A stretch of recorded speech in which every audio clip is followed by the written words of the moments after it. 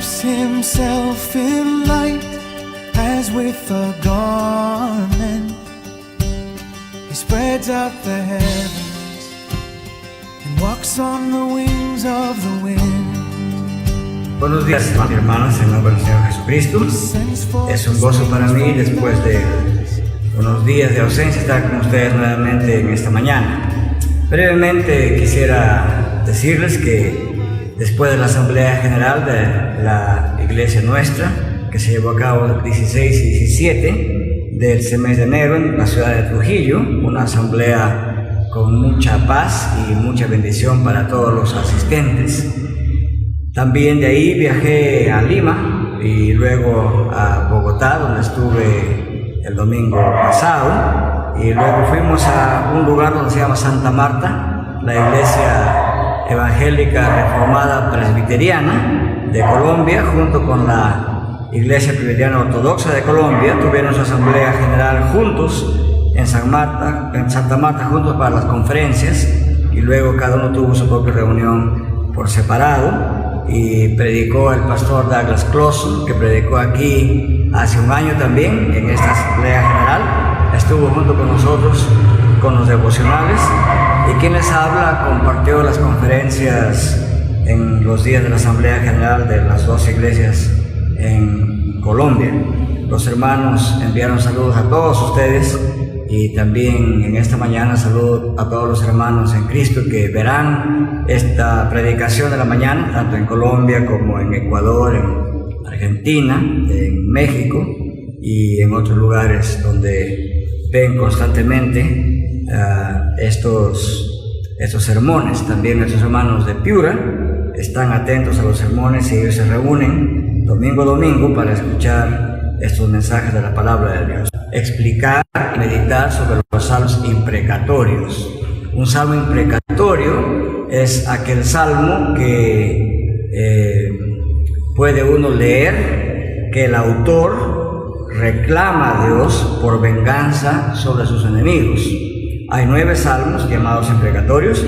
En algunos de ellos la oración del salmista es una oración que a muchos cristianos les asusta, porque pide la destrucción de los enemigos en términos bastante ásperos, y eso ha llevado a varios autores y predicadores a no predicar sobre esos salmos por considerarlos que son poco menos que cristianos. Ya expliqué esto la semana antepasada. Ahora vamos a explicar el contenido de este salmo llamado imprecatorio. Este salmo está organizado en 3 secciones. La primera sección abarca los versículos 1 al 10, y David invoca que Dios destruya a los enemigos de su reino, del reino de David. En segundo lugar, la segunda parte de este salmo abarca los versículos 11 al 18, y en esos versículos David declara que él fue muy generoso con sus enemigos y sin embargo le han pagado mal. Y en tercer lugar, en los versículos 19 al 28, David invoca que Dios castigue a los enemigos y vindique a David en su causa justa. Esas son las 3 partes de este salmo, y vamos a ver parte por parte. La primera parte, David invoca que Dios destruya a los enemigos de su reino, versículos 1 al 10. Entonces, creo que para entender de una vez por todas que David estaba justificado en hacer lo que hace en este salmo, vale la pena entender lo siguiente. No hay que olvidar la historia de cómo David llegó a ser rey en Israel. Dios escogió personalmente a David a través del profeta Samuel para ser rey de Israel. David era un muchacho todavía adolescente, era pastor de ovejas, y la Biblia declara que Dios dijo: de detrás de las ovejas yo te saqué para hacerte rey. Y cuando David ya era rey, por voluntad de Dios, Dios le hizo grandes promesas en un pacto, en una alianza que Dios mismo estableció con David. Voy a leer un pasaje de este pacto para que ustedes se den cuenta quién era David y qué es lo que Dios consideraba acerca de David como rey de su pueblo. Escuchen lo que dice Primera de Crónicas 17, desde el 7 hasta el versículo 11. Dice así: por tanto, ahora dirás a mi siervo David, es lo que Dios le dijo al profeta Natán: así ha dicho Jehová de los ejércitos, yo te tomé del redil, de detrás de las ovejas, para que fueses príncipe sobre mi pueblo Israel. Primera cosa que hay que notar: el pueblo de Israel, sobre el cual David fue instituido como rey, era el pueblo de Dios, era su pertenencia especial. Luego dice el versículo 8: y he estado contigo en todo cuanto has andado, y he cortado a todos tus enemigos de delante de ti, y te haré gran nombre, como el nombre de los grandes en la tierra. Asimismo, he dispuesto un lugar para mi pueblo Israel, y lo he plantado para que habite en él, y no sea más removido, ni los hijos de iniquidad consumirán más como antes. Y desde el tiempo que puse los jueces sobre mi pueblo Israel, más humillaré a todos tus enemigos. Esta es una promesa de Dios a su rey: humillaré a todos tus enemigos.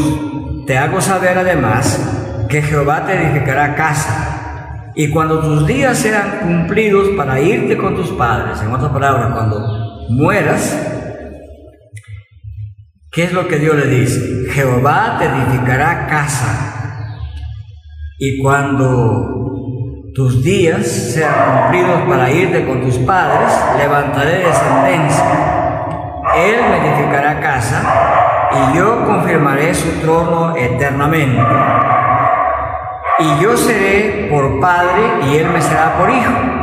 Y no quitaré de él mi misericordia, como la quité de aquel que fue antes de ti, sino que lo confirmaré en mi casa y en mi reino eternamente, y su trono será firme para siempre. Noten esto: la casa de Israel y la casa de David significaba el reino de David, del cual el templo simbolizaba la presencia de Dios. Pero luego Dios, en este pacto con David, añade una frase que es muy instructiva y dice: y en mi reino, o sea, lo confirmaré a su hijo de David, en mi reino eternamente, y su trono será firme para siempre. En otras palabras, aquí declara Dios que el reino sobre el cual David reinaba era el reino de Dios.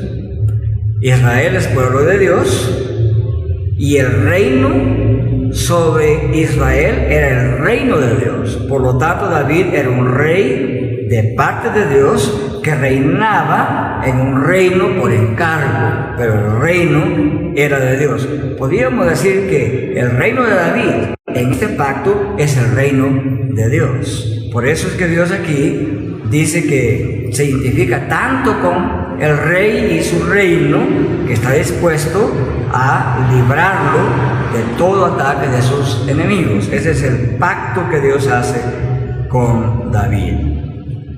Cuando Salomón fue coronado como rey, David reunió al pueblo de Dios, hizo un gran banquete delante de Dios. En realidad, cuando en el pueblo de Dios había un gran banquete, era una manera como Israel celebraba la cercanía con Dios y la redención que Dios le había prometido. Eso pasó, por ejemplo, en el monte Sinaí. O sea, era como una comida de paz. Entonces, en esta comida de paz que David convoca durante la coronación de Salomón, Salomón se centró en el trono de David para ser rey sobre el pueblo de Israel. David ya estaba para morir, y entonces ahora llegó el momento en que Salomón fue elegido rey de parte de Dios mismo.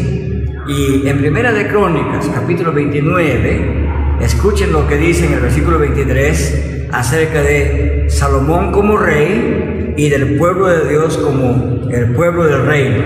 Dice así, versículo 23 de Primera de Crónicas 29. Y se sentó Salomón por rey en el trono de Jehová, en lugar de David su padre, y fue prosperado, y le obedeció todo Israel. Otra vez noten este lenguaje pactual.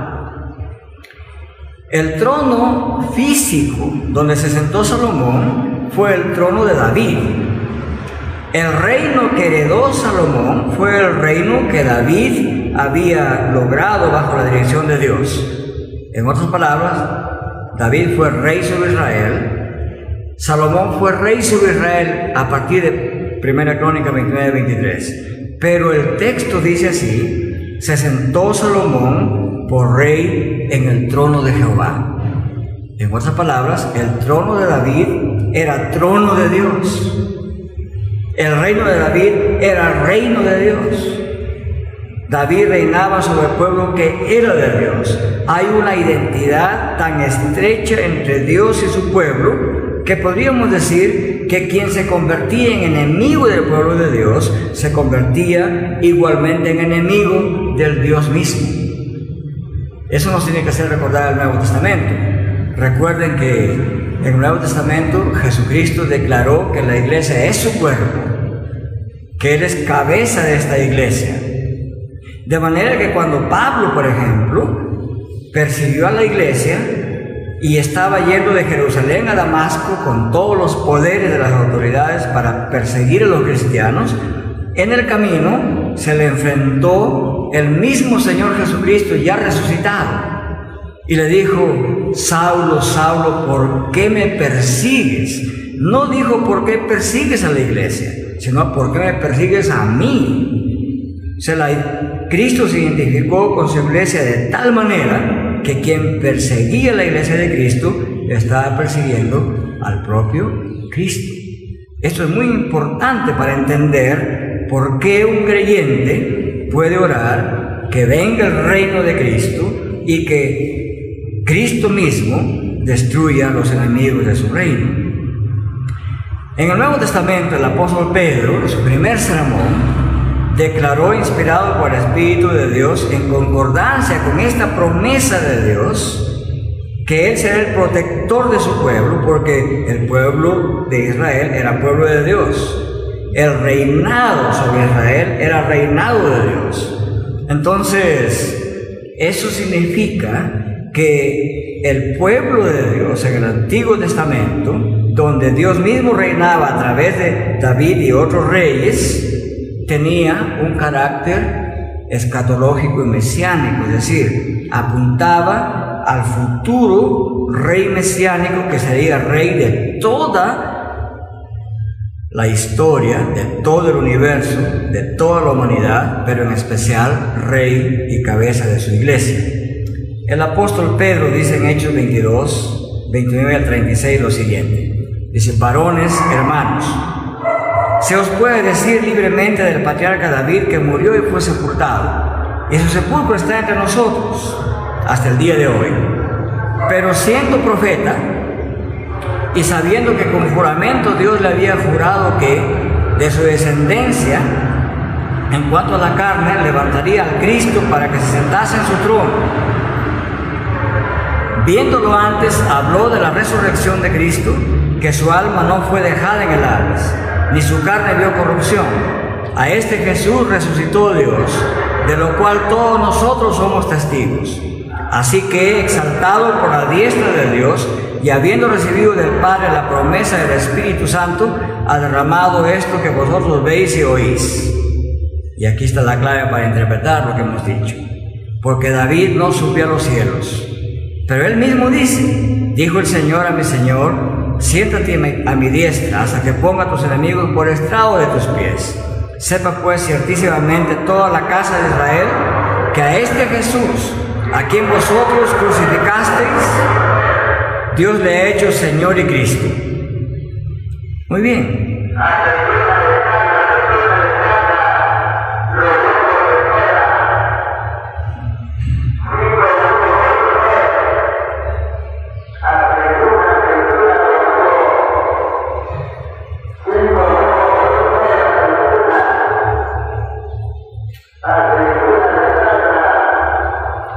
Entonces podríamos decir que en los designios de Dios, el trono de David era el trono futuro del Mesías.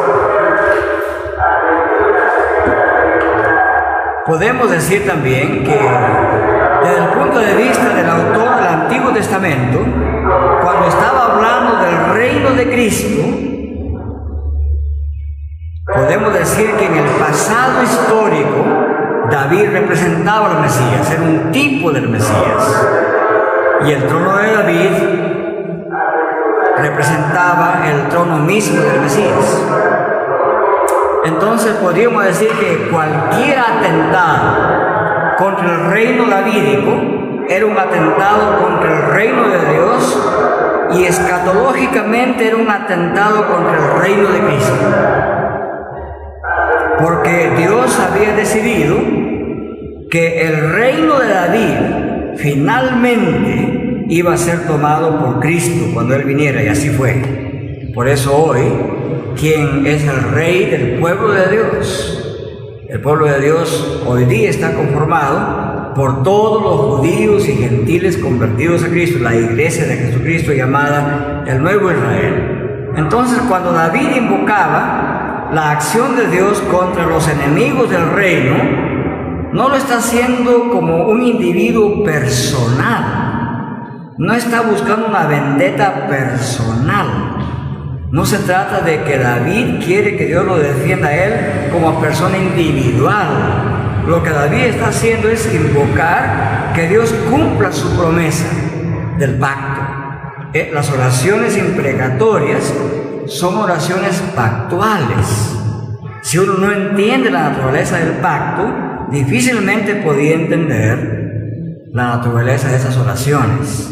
Y como expliqué hace unas semanas, ese es el error gravísimo que cometió C.S. Lewis cuando llama a estos salmos imprecatorios salmos diabólicos.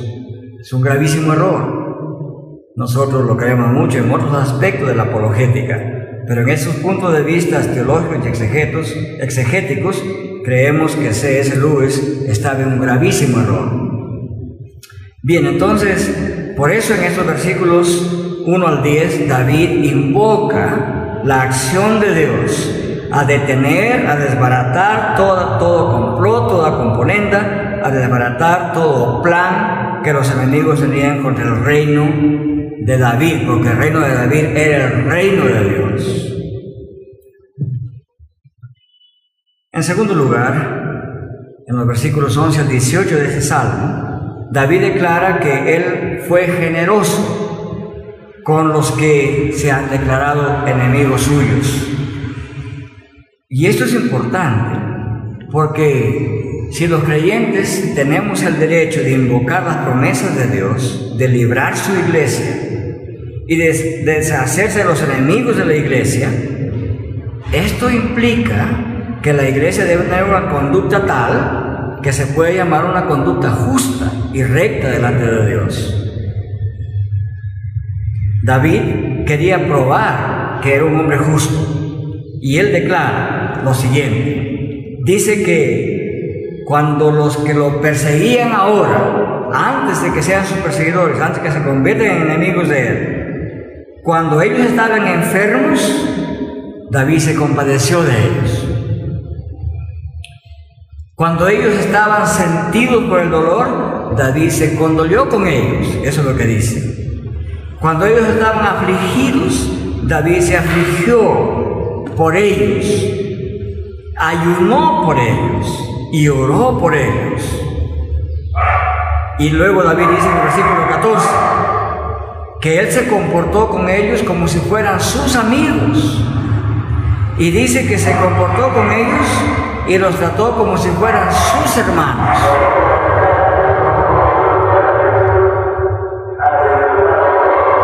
En cambio, David al mismo tiempo declara que ellos, al contrario, se alegraron cuando David pasaba por la adversidad, que ellos se juntaban para burlarse de David y que ellos se burlaban de él de una manera insultante. El el texto dice que con sus labios despedazaban a David. Ya pueden ustedes imaginarse el tipo de vocabulario y gestos que hacían estos enemigos de David cuando David estaba en una posición de debilidad. Es más, David dice, aún en sus fiestas planean amenazas y complots contra David. Noten ustedes el contraste. David había hecho muchísimas cosas buenas a favor de ellos, y ellos se habían tornado en enemigos feroces de David, a tal punto que les llama leones a ellos. Entonces, frente a esto, David no los está atacando con su ejército. Él podía haberlo hecho. Tenía un ejército David. Podía haberlo hecho, pero no lo hizo. Más bien, dijo David en el versículo 17, oh Jehová, ¿cuánto tiempo mirarás? Libra mi alma de sus tumultos o complots, y mi alma solitaria de los leones. La imagen es más que ilustrativa. David se siente pequeño, se siente aislado, se siente que todos lo han desertado y está solo frente a leones hambrientos. Entonces, digamos que frente a esto, David implora la presencia vindicadora de Dios. Para nada David intenta tomar venganza por sus propias manos frente a las amenazas destructoras de quienes se comportaban como leones. Más bien, alababa a Dios diciendo, te exaltaré en la gran congregación, versículo 18, te alabaré delante de un gran pueblo. Entonces podemos decir que David promete a Dios alabarlo como una manera de instarlo a Dios, de incitar a Dios al cumplimiento de sus promesas pactuales. Esto ya nos da una enseñanza a los creyentes, deduciendo de las actitudes y acciones de David. David pagó bien por mal y ellos le pagaban mal por bien. Entonces implica que no un cristiano de una manera ligera podría invocar la acción vindicadora de Dios contra los enemigos de la iglesia, a menos que la iglesia tenga esa conducta de hacer el bien por los demás y de invocar que sea Dios quien se cargue de ellos. Con razón, en Romanos 12 se dice, mía es la venganza, yo pagaré a cada uno conforme sus obras, no os venguéis vosotros mismos. En tercer lugar, en este salmo, en los versículos 19 al 28, encontramos que David invoca el castigo de Dios contra los enemigos y la vindicación para su justa causa. En los versículos 19 al 23 de este Salmo 35, David pide que Dios haga justicia con el rey del reino de Dios. Le dice en el versículo 22, tú también nos has visto, oh Jehová, no calles.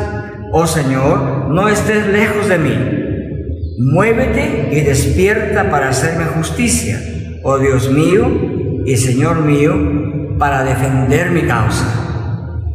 Esto es lo que Dios le había prometido a David en 2 de Samuel capítulo 7 y también en 1 de Crónicas capítulo 17 y 1 de Crónicas capítulo 29. O sea, lo que David hace aquí es, como todo siervo de Dios, invocar las promesas de Dios. Y creo que los cristianos debiéramos hacer lo mismo. La iglesia es de Cristo. Cristo es cabeza de la iglesia.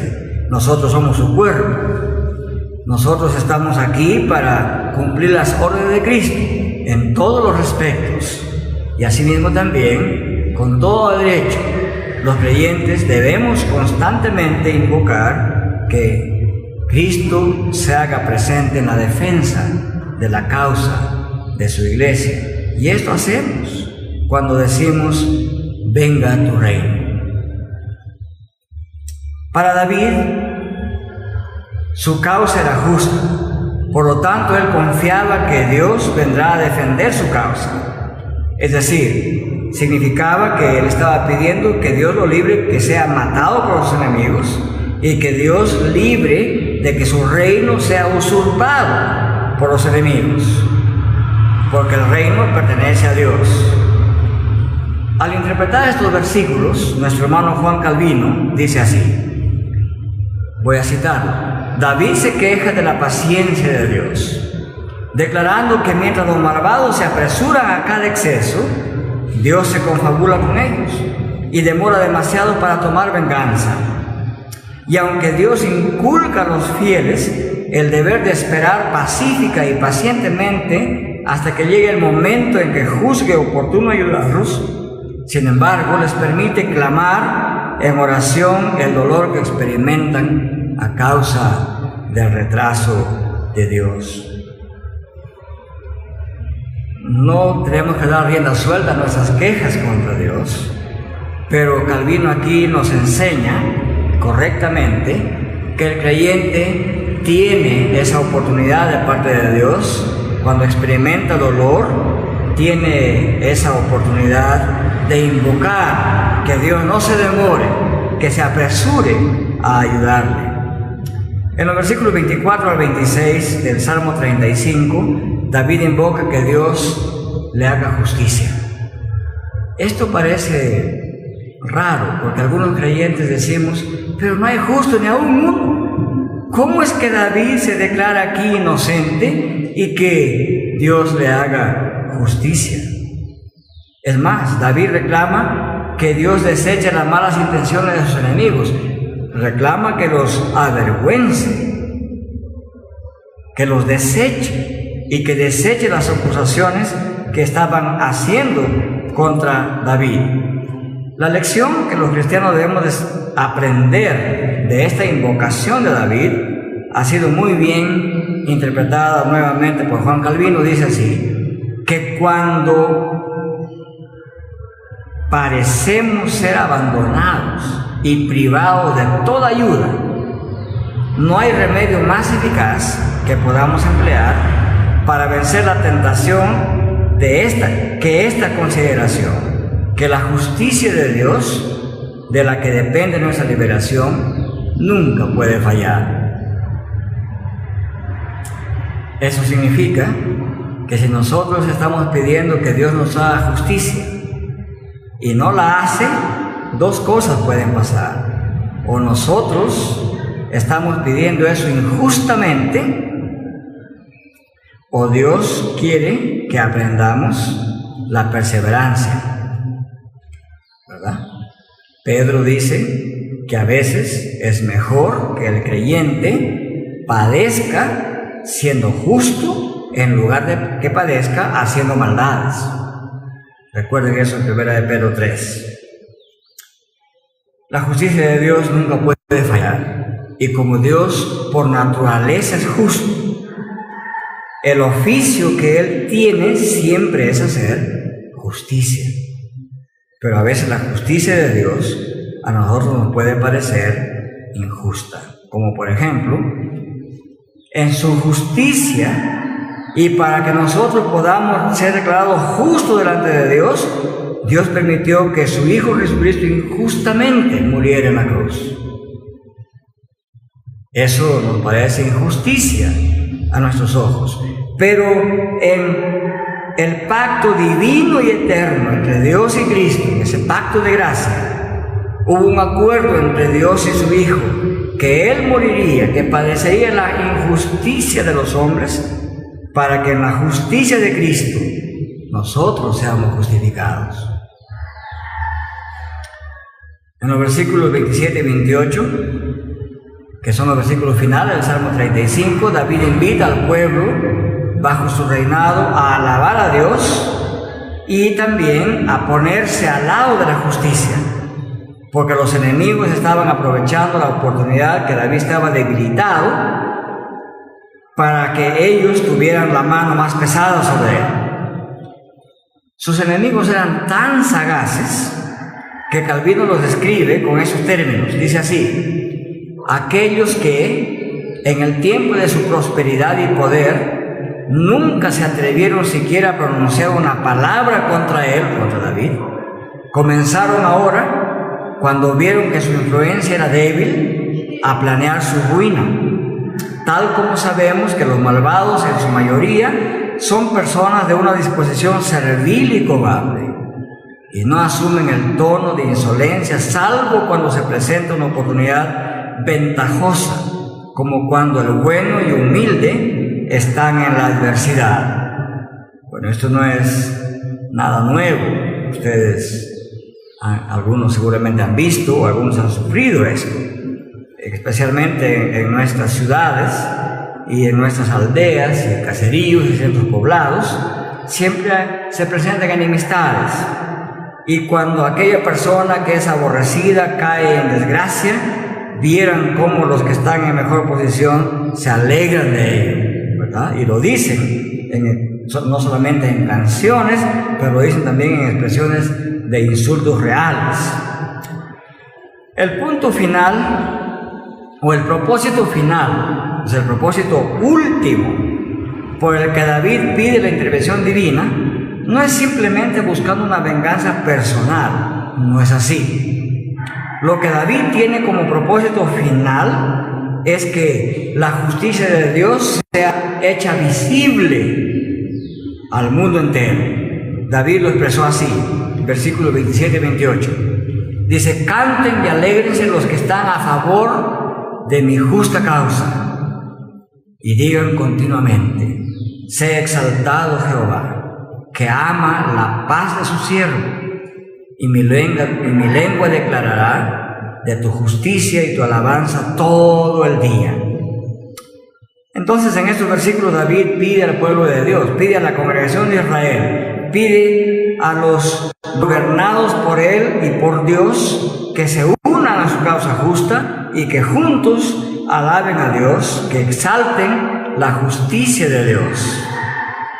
Podríamos decir que, como dijo nuestro hermano Calvino, como en el orgullo de sus corazones y por su conducta insolente y autoritaria, presumen oscurecer hasta donde puedan la gloria divina. Así también los fieles, por el contrario, con buena razón, presentan la oración para que Dios brille en la majestuosidad de su carácter y demostrar de manera muy concreta que ejerce un cuidado especial sobre todos sus siervos y disfruta de manera especial de su paz. ¿Cuál es la conclusión que podemos sacar de este salmo? Podemos decir que la iglesia de Dios ha sido perseguida. Hay una organización mundial que cada año hace una estadística de la persecución a los cristianos. Se calcula que hay unos 2.000 millones de cristianos en el mundo, de los casi 8.000 millones que hay en el mundo. 2.000 millones son cristianos. El año pasado, 20 millones de cristianos han sido perseguidos en el mundo. Casi todo un país, casi todo el Perú. 793 iglesias el año pasado fueron atacadas en 50 diferentes países donde se persigue aún a la iglesia. Ahí está todavía Irak, Irán, Sudán, pasa en partes de Yemen, pasa en aquellos países donde el musulmanismo controla el gobierno y controla las sociedades. Y más de 3.000 cristianos fueron asesinados el año pasado. Entonces la iglesia ha sido perseguida. La iglesia está siendo perseguida en ciertas partes del mundo. Los cristianos han sido perseguidos y serán perseguidos. Es más, no nos tiene que sorprender. Cristo prometió que los cristianos serán perseguidos. Pero también en medio de esta persecución, a veces muy injusta, la iglesia debe orar por la intervención divina. Cada vez que oramos como iglesia, recordemos la iglesia universal. No somos una iglesia aquí pequeñita en un rincón de la ciudad de Cajamarca, aislada del pueblo total de Dios en el mundo entero. somos parte de la Iglesia de Cristo. En nuestras oraciones siempre invocaremos y debemos invocar la intervención de Dios para que Él detenga a los enemigos de su iglesia ahí donde es perseguida. Pero jamás al creyente le tiene que alegrar cuando Dios ejecute ese castigo como si fuera una venganza personal. Lo que hacemos es alabar la justicia de Dios, alabar su majestuosidad, sabiendo que Dios es misericordioso y que es un Dios que al mismo tiempo de ser misericordioso ama la justicia, como dice su palabra. En la actualidad tenemos que saber los cristianos que Cristo sigue identificándose con su iglesia de la misma manera que se identificó bien al comienzo, cuando la iglesia estaba siendo perseguida. Es más, tenemos la promesa de persecución, sí, pero también tenemos la promesa de que Cristo vencerá esa persecución. Por ejemplo, nos dicen varios textos de Apocalipsis que los cristianos vencerán a ese inmenso monstruo que se llama el dragón, que lo describe como diablo y Satanás, y que vencerá incluso a la espada de Roma, que Roma está siendo vista aquí como la bestia e instrumento del diablo que mataba a cristianos. En el tiempo de Roma se dice que había 7 millones de cristianos en los primeros 249 años del Imperio Romano, donde había el cristianismo.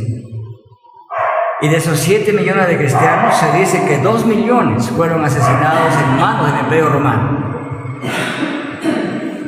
Por eso se escriben las 7 cartas a las 7 iglesias para darles ánimo frente a esta persecución.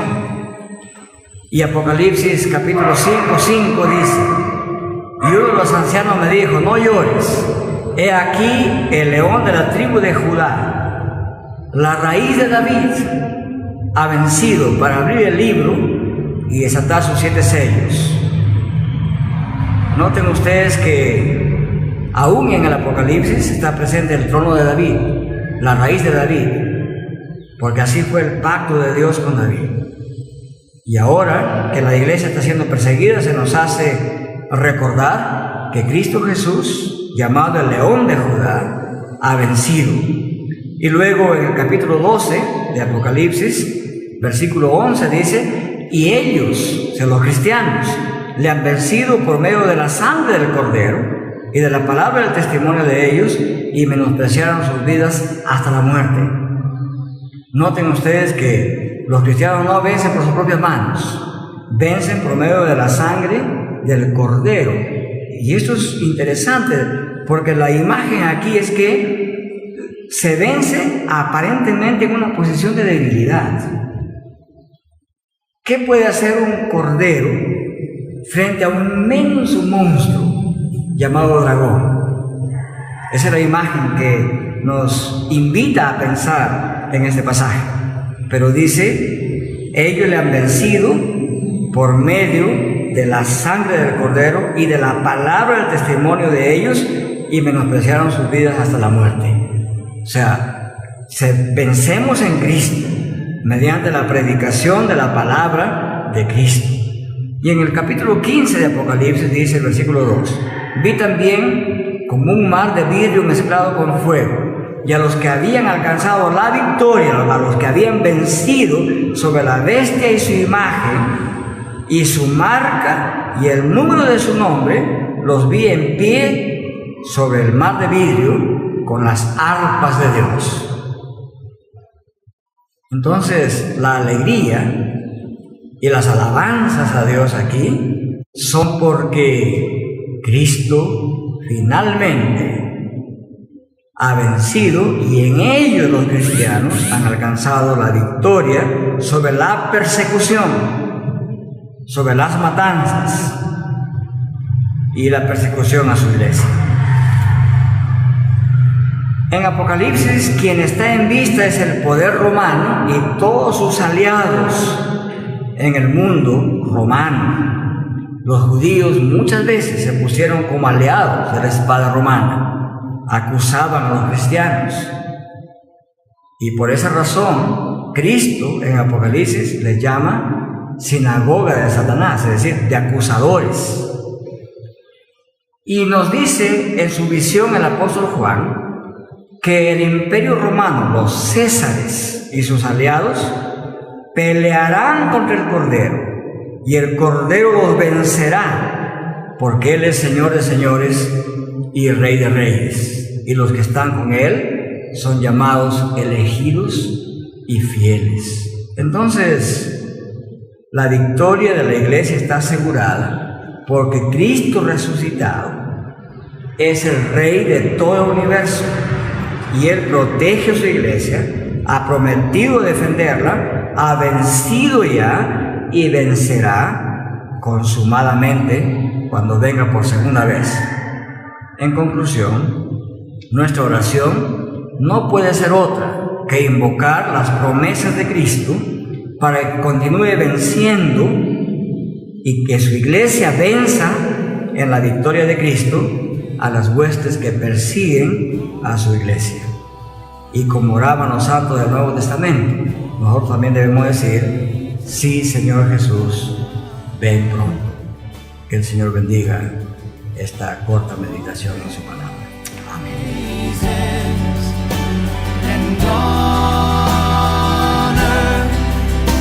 Forever.